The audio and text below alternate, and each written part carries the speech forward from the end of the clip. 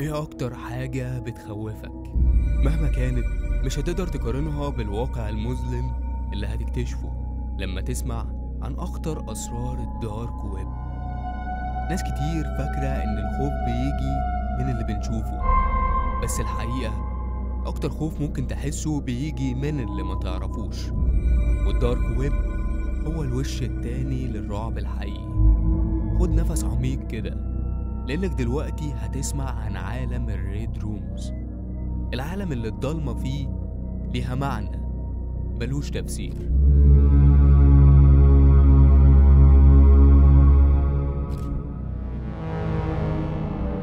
الدارك ويب عالم صعب قوي، محدش يقدر يتخيله. عايز اقولك انه في حاجات لو وصلت لها هتخليك تقعد مع نفسك وتقول يا ريتني كنت عايش في العصر الحجري، زي مثلا مواقع تجارة المخدرات، الأسلحة، أو حتى بيع الأعضاء البشرية. بس خلي بالك، كل ده يعتبر حاجات بسيطة جدا جنب اللي هتكلم عنه دلوقتي. الريد رومز ممكن تكون سمعت عنها قبل كده. لو أول مرة تسمع الكلمة دي فخليني أقولك إنك في طريق مش بس لعالم كل رعب، لكنه عالم مميت. الفكرة قايمة على خطف وتعذيب البشر، لا وكمان قدام الكاميرا. مش شرط يكونوا كبار ومش شرط يكونوا من جنس معين، وأحيانا الأطفال هم اللي بيكونوا الهدف الأول.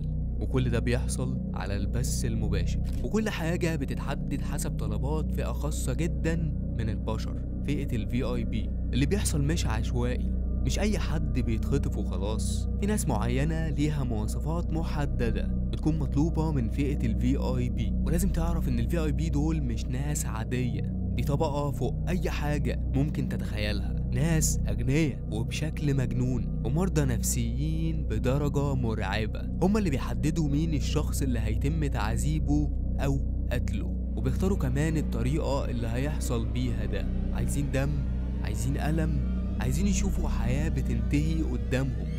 لما ال VIP بيختاروا الضحية بيحددوا ميعاد البث المباشر، وبعدها بيبدأوا يجهزوا كل حاجة من معدات هيحتاجوها في وقت تعذيب الضحايا دي. وطبعا البث مش لأي حد يدخل ويتفرج، لازم تدفع، وكمان تدفع مبلغ كبير جدا، والدفع بيكون بعملة البيتكوين. ولازم تعرف السعر عشان هتتصدم. البيتكوين الواحد بسعر 100,000 دولار، يعني ممكن تدفع نص بيتكوين، يعني 50,000 دولار عشان تشوف إنسان بيتعذب قدامك. وتخيل كمان إن الأطفال هم الأعلى سعر، ولو الطفل ده مطابق للمواصفات اللي هم طالبينها السعر بيزيد أكتر وأكتر للأشخاص اللي بيخطفوا الضحايا.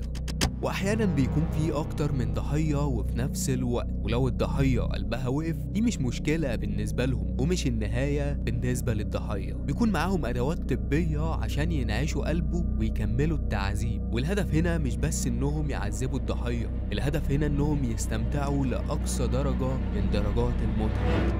الأوضة اللي بيحصل فيها البث بتكون مجهزة بالكامل، كاميرات في كل مكان، وأدوات تعذيب حسب الطلب. طب ازاي بيقدروا يصوروا الحاجات دي ومحدش بيقدر يوصل لهم؟ ببساطة عايزك تعرف ان الأماكن دي بتكون مهجورة بعيدة جدا ومحدش يقدر يوصل لها. حتى جودة التصوير كمان بتكون سيئة ومتعمدة، عشان لو في حد من الشرطة بيتابعهم ما يقدرش يحدد مكانهم. ولو حصلت جريمة في مكان معين فالجريمة اللي بعدها بتكون في مكان مختلف تماما. حتى وضعية الكاميرات بتتغير كل مرة. وبعد ما تنتهي حياة الضحية الجثة لازم تختفي نهائيا. الطرق مختلفة، ممكن يرموا الجثة في بحيرات أو مستنقعات محدش يعرف يوصل لها، أو يحرقوها لحد ما تتحول لرماد، أو إنهم يدوبوها بمواد كيميائية. ده غير إن في طرق أبشع وأبشع كمان، زي إنهم يقطعوا الجثة ويبيعوا الأعضاء على مواقع تانية من الدارك ويب. ده غير إن أجزاء الجسم كمان بتتباع، كل جزء ليه سعر معين. الأيادي والرجول الخاصة بالضحية وكل حاجة ممكن تتخيلها في جسمه بتتباع. وطبعا أكيد ما عدا الراس، لأنها أكتر حاجة ممكن تكشف عن هوية الشخص، فبيتخلصوا منها نهائي سواء بالحرق أو بالمواد الكيميائية. وبالنسبة للإيد والرجل لو فيها أي تاتو أو علامة مميزة بيتم التخلص منها تماما، وكل ده عشان يضمنوا إن الضحية تفضل مجهولة ومفيش أي دليل ممكن يربطها بالعالم الخارجي. بس خلي بالك، مش دايما الجثة بتختفي. البنت دي كانت قاعدة على كرسي في أوضة فاضية تماما، ما فيهاش غير الكرسي اللي قاعده عليه، وكاميرا قدامها بتصور كل حاجه. كانت عماله تصرخ وتعيط، وفي لحظه هتلاحظ انها حاولت تقوم من الكرسي، وتقريبا الشخص اللي خطفها قرر انه يلعب بيها، اداها امل صغير انها ممكن تهرب، وقال لها انها لو قدرت تقوم من الكرسي هيسيبها تمشي. ولكن اول ما قامت من على الكرسي وقعت على الارض من كتر الخوف اللي هي فيه، ما قدرتش تقف تاني. في نفس الوقت ده بدأ الشخص ده يضحك ضحكة غريبة ومريبة جدا. البنت دي كانت مختفية بقالها شهرين، وأسرتها والشرطة كانوا بيدوروا عليها في كل مكان، لكن فجأة فيديو ليها وهي بتتعذب وبتموت اتسرب على مواقع الدارك ويب. الفيديو انتشر بسرعة رهيبة ووصل لأهلها وصحابها، والكل قدر انه يتعرف عليها على طول. الغريب في الموضوع ان الفيديو في نهايته كان فيه شوية أرقام، ومن الأرقام دي الشرطة اكتشفت إن دي إحداثيات مكان على الخريطة. ولما وصلوا هناك لقوا كوخ مهجور في وسط الغابة. أول ما فتحوا الباب الرعب كان مستنيهم. البنت دي كانت قاعدة على نفس الكرسي اللي ظهر في الفيديو، لكن المرة دي كانت عبارة عن جثة متحللة بالكامل. التحقيقات أكدت إن الفيديو اتصور خلال الشهرين اللي اختفت فيهم، لكن لحد النهاردة محدش عارف مين القاتل ولا ايه السبب اللي خلاه يرتكب الجريمة البشعة دي. بالنسبة للمشاهد فهو أكتر حد بسيط في الرومان، وإني بقول بسيط فأنا مش قصدي إنه غلبان يعني. أي حد بيشارك في الجريمة دي حتى لو بيشوفها بس مش أكتر، فده في حد ذاته جريمة ومرض نفسي. المشاهد دوره انه يدفع فلوس عشان يتفرج من غير ما يكون ليه اي تدخل في اللي بيحصل، يعني زي ما تقول كأنه بيتفرج على فيلم رعب، بس الفرق انه عارف ان اللي قدامه ده مش تمثيل، ده حقيقي.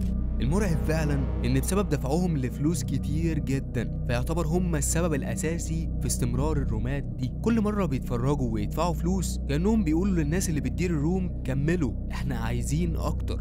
اما الكوماندر بقى حاجة تانية خالص، دول مش بيتفرجوا بس، دول بيختاروا ايه اللي بيحصل في الضحية.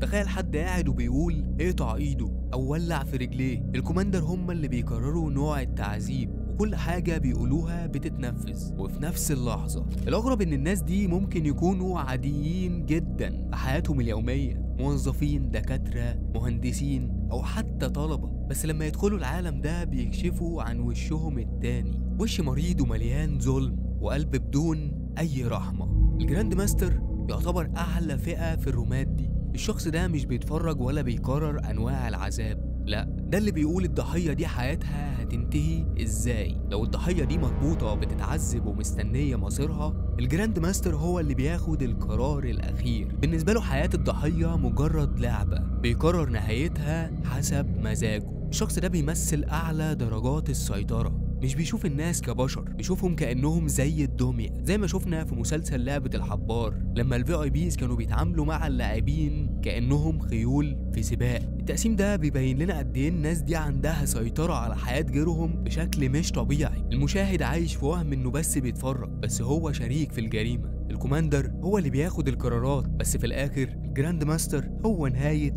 الحدوتة. لما شفنا مسلسل لعبة الحبار كلنا افتكرنا انه مجرد خيال، صح؟ لكن في ناس كتير شايفة ان الاحداث دي ليها جذور حقيقية وموجودة حوالينا، ولو دورنا شوية هنكتشف انها بتشبه جدا حاجات من اللي بيحكوا عنها في الدارك ويب، خاصة الريد رومز. الريد رومز دي بقى بتعتبر فكرة شبيهة بألعاب المود اللي شفناها في لعبة الحبار. بتبقى رومات سرية على الدارك ويب، ناس بتدفع فلوس عشان تشوف ناس تانية بتتعرض للتعذيب أو ممكن حتى للقتل قدامهم. لكن تخيل إن ده بالظبط شبه اللي عملوه الفي اي بيز في لعبة الحبار. ناس غنية جدا بتصرف فلوسها بس عشان تستمتع وهي شايفة ناس تانية بتعاني أو بتضحي بحياتها. اللي كان بيلعب اللعبة دي في المسلسل كان فاكر إنه بيشارك في ألعاب أطفال، لكن الحقيقة كانت مختلفة. الفي اي بي اللي هم الناس الغنية دي كانوا بيتلاعبوا بكل حاجة، زي مثلا لعبة الإزاز. لما واحد منهم اقترح إنهم يقللوا الإضاءة عشان اللاعب اللي بيعرف يميز الإزاز ما يقدرش يكسب. نفس الفكرة بتحصل في الريد رومز، كل حاجة تحت سيطرة الناس اللي بتدفع فلوس. وفي نقطة تانية لازم أعرفها لك، الفي اي بيز لابسين أقنعة وبيتفرجوا من بعيد، وده بيشبه بالظبط المشاهد اللي بس بيتفرج على اللي بيحصل في الريد رومز. الناس دي كمان بتدفع فلوس عشان هويتها تفضل مخفية تماما ومحدش يعرف هم مين. هم مجرد مشاهدين بيتسلوا على حساب حياة ناس تانية، وده بالظبط زي ال VIP في مسلسل لعبة الحبار. المسلسل كان فيه شخصية غامضة كده اسمها الفرونت مان، وده كان مدير اللعبة اللي بيتحكم في كل حاجة من ورا الكواليس. دايما لابس قناع مميز جدا مفهوش حتى فتحات للعين، وكأنه شخص ملوش وجود خالص، وده مقارنة بالشخصيات المهمة اللي هم ال VIP. الفرونت مان كان مختلف عنهم، القناع بتاعه ما كانش فخم زيهم، لكن الغموض اللي حواليه كان مرعب اكتر. اما ال VIP اقنعتهم كانت من الذهب، حاجة يعني فخمة جدا، وكل قناع ليه معنى، زي الاسد اللي بيرمز للسلطة المطلقة وده مستعد يفترس اي حاجة قدامه، والثور اللي بيرمز للعنف وده بيعكس شخصية بتكون متعتها في عذاب اللي قدامها، والبومة اللي بتمثل المعرفة، واللي كان لابس القناع ده مش بس ذكي لكنه غامض وخبيث جدا. ولازم تعرف ان الاقنعة دي ما كانتش مجرد زينة، دي كانت بتعكس تصنيفهم لنفسهم كأنهم ناس فوق القانون واقوى من كل البشر اللي حواليهم. في حاجة كمان، فكرة ان المسلسل بيلمح لسيطرة الاغنياء على حياة الفقراء. ال VIP في لعبة الحبار كانوا شايفين اللاعبين مجرد ادوات للتسلية، وده بالظبط اللي بيحصل في الريد رومز. الناس اللي بتتفرج بتعتبر الضحايا مجرد شخصيات في لعبة، ومستمتعين جدا بكل واحد بيموت، وعلى حسب طريقة موت كل واحد الاستمتاع بيزيد أكتر وأكتر. في نظرية خطيرة بتقول إن الدارك ويب والريد رومز بالتحديد ممكن تكون موجودة فعلا عشان تخدم نفس النوع ده من الناس، ناس غنية جدا مش حاسة بأي متعة غير لما تشوف ناس غيرها بتعاني. وأكتر حاجة مرعبة في الموضوع إنك مش هتعرف مين ورا الحاجات دي، وده بالظبط زي ما ال VIP كانوا مجهولين تماما في لعبة الحبار. من الآخر المسلسل ده مش مجرد خيال، لعبة الحبار ما كانتش مجرد عرض للموت، دي كانت تمثيل لواقع غامض بيحصل حوالينا. الدارك ويب بيجمع الأغنياء اللي مفيش حد يقدر يقرب منهم بنفس الطريقة اللي شفناها في المسلسل. الريد رومز ممكن تكون نسخة حقيقية من لعبة الحبار، لكن بعيد عن الكاميرات وعن عيون الناس، ناس عايشة في الضلمة بتحرك خيوط اللعبة زي ال VIP، بيدفعوا ملايين عشان يشوفوا الفقراء يتعذبوا أو حتى بيموتوا، وكل ده عشان شوية تسلية. المرعب أكتر إنك ممكن تكون واحد من المشاهدين دول ومن غير ما تحس، زي ما ال VIP كانوا لابسين أقنعة، إحنا كمان قاعدين وبنتفرج على الألم والموت اللي بيحصل في لعبة الحبار ومستمتعين. واللي يشوف حاجة زي كده على الشاشة اللي يمنع إن نفس النوع ده من التسلية يكون موجود في مكان ما في حياتنا؟ واللي بيشوف المسلسل مين يضمن إنه مش واحد من آلاف المشاهدين اللي بيحركوا اللعبة وبشكل غير مباشر؟ وفي الآخر الفرق الوحيد بين لعبة الحبار والريد رومز هو الشاشة اللي بتفصلك عن الحقيقة، ولو دورت بشكل أوسع هتلاقي إن الحدود بين الخيال والواقع أخطر وأقرب مما كنت تتخيل.